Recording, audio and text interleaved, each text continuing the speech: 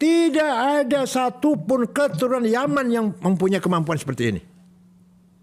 Tapi kenapa masyarakat memberikan ruang kepada mereka? Kalau mereka memanipulasi keturunan. Tapi satu aja saya minta, cintailah keturunanku. Kalau betul-betul keturunan. ceramahnya. Pokoknya kalau ikut Habib, saya ikut Sorgal kan itu lah. Ya. Si Habib itu ketika mati muka nakir aja nggak berani tanya. Habib si Fulan itu pernah mi'raj 70 kali katanya mi'raj. Sholatmu seberapapun banyaknya setiap hari, tapi kalau tidak mendoakan Habib, maka itu tidak akan diterima. Saya tidak perlu menjadi seorang ahli agama untuk mengatakan ini omong kosong. Iya. Oke teman-teman, ini ada video terbaru. Kita nggak sengaja tadi nyekrol di beranda, ngeliat podcastnya Yai Said Akil di channelnya siapa ya, lupa akulah. Videonya seperti ini. Satu hal yang harus saya sampaikan di sini, Pak Kiai, tapi memang sedikit agak sensitif. Gak apa-apa. Ada sekelompok masyarakat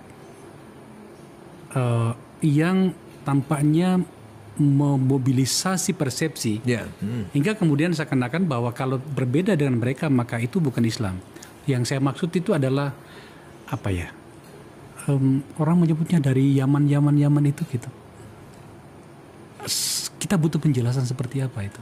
Tiap malam dapat sebanyak ini. Wah, ini benda kontroversial, tapi nyatanya tuh aku langsung dapat banyak kayak gini, teman-teman. Mohon maaf, sebenarnya mereka tidak punya otorita ilmu pengetahuan. Iya.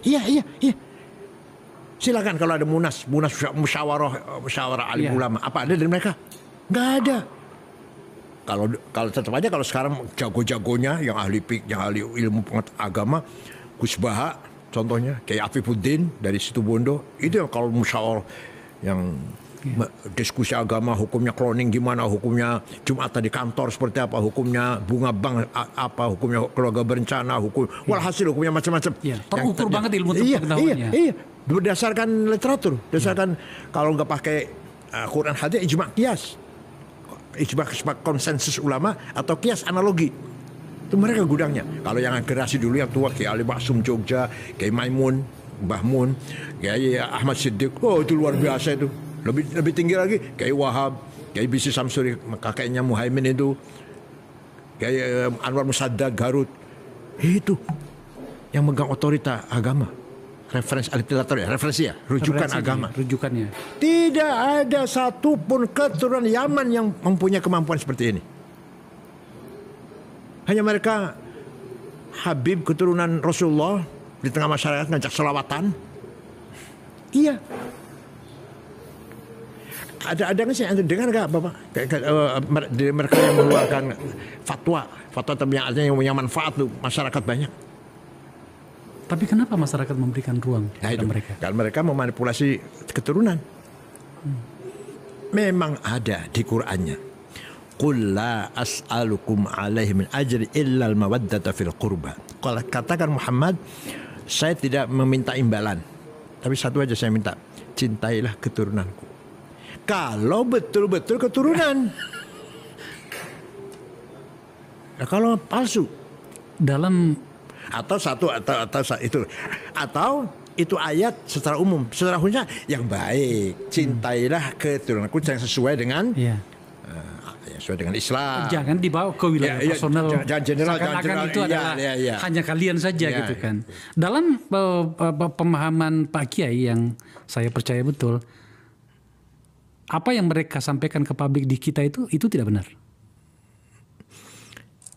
Gimana ya?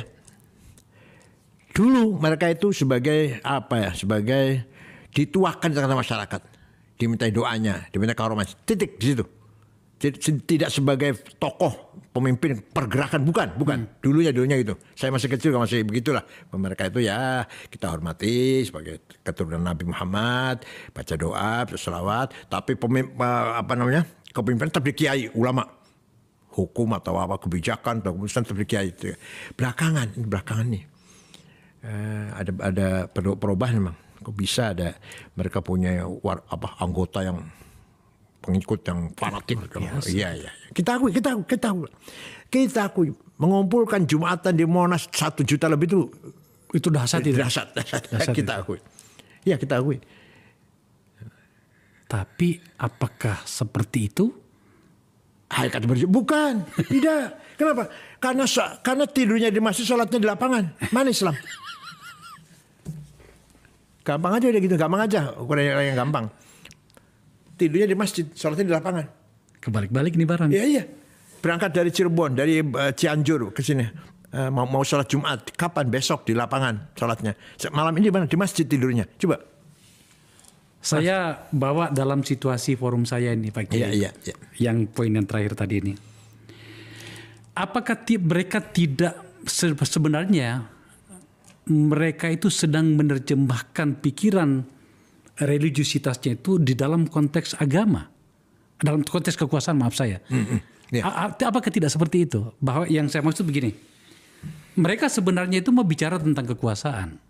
Mereka mau bicara tentang politik. Ya. Tetapi kemudian pendekatannya seperti itu. Itu kan satu cara juga. Itu memanfaatkan masyarakat yang awam. Iya, masyarakat awam. Dikira kalau mendengar, lihat ceramahnya. Pokoknya kalau ikut Habib, saya ikut Sorgal kan itu lah. Iya. Si Habib itu ketika mati muka nakir aja nggak berani tanya. Habib si Fulan itu pernah mi'raj 70 kali katanya mi'raj. Solatmu seberapapun banyaknya setiap hari, tapi kalau tidak mendoakan Habib, maka itu tidak akan diterima. Saya tidak perlu menjadi seorang ahli agama untuk mengatakan ini omong kosong. Iya. Ya, tadi kembali dalam sejarah. Dalam sejarah tadi. Tidak ada ulama besar dari Habib. Nggak ada. Hanafi, Bukhari, Muslim, Abu Dawud, Tirmidzi, Nasa'i, Ibnu Majah, Daraqutni, Ghazali, Haramain, Baqillani, Razi, Sanusi, Ad-Dimyati, Asyuti, Ad-Dasuqi, Ad-Manhuri, Said Badawi, Asyadili. Itu ulama besar nih. Yang saya sebut ulama besar ini. Yang saya sebut ini. Satu pun nggak ada yang Habib. Tiap ada kemungkarotan penyembahan, kita harus berbicara, ngomong, harus berpendapat, harus ngambil sikap. Afdol jihad kalimatu haqqin amama imamin jair. Jihad yang paling utama adalah berani mengatakan kebenaran di depan penguasa yang zalim, yang menyimpang, yang melanggar. Nah, sekali ya itu kan letternya seperti letternya. Nah, kita sebagai organisasi besar Islam Ahlussunnah wal Jamaah, ayo kita berikan masukan, rekomendasi, beri peringatan, teguran. Nah, kita ambil sikap dengan keadaan seperti ini. Untuk kemaslahatan, bukan untuk merusak, bukan. Ketika saya mengkritik Pak Jokowi misalkan, bukan berarti ingin menggulingkan, tidak. Enggak ingin. Tidak ada target yang menggulingkan, enggak. Waktu Pak SBY juga sering saya kritik Pak SBY, tapi beliau sangat menerima. Kalau dari kritik saya dipanggil malah. Karena dia tahu, saya itu nggak akan bertujuan jelek. Tak ada pikiran itu. Nah,